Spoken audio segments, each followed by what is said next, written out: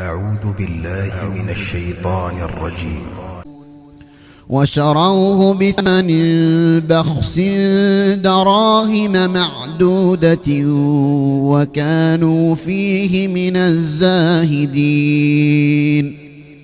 وقال الذي اشتراه من مصر لامرأته أكرمي مثواه عسى أن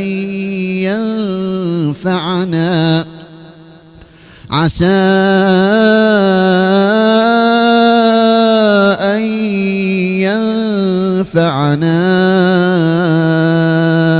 أو نتخذه ولدا وكذلك مكنا ليوسف في الأرض ولنعلمه من تاويل الأحاديث والله غالب على أمره ولكن أكثر الناس لا يعلمون. ولما بلغ أشده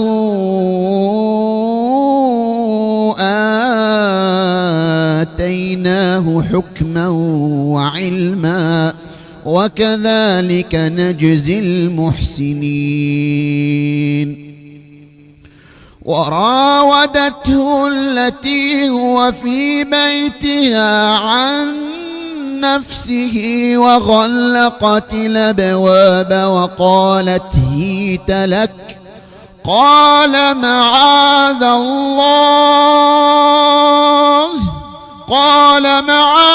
الله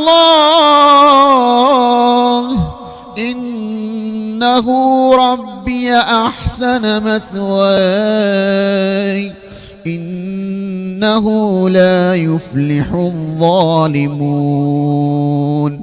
ولقد همت به وهم بها لولا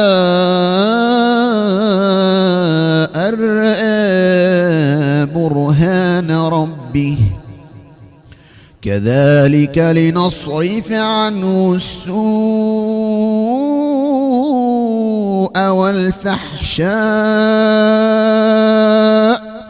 إنه من عبادنا المخلصين.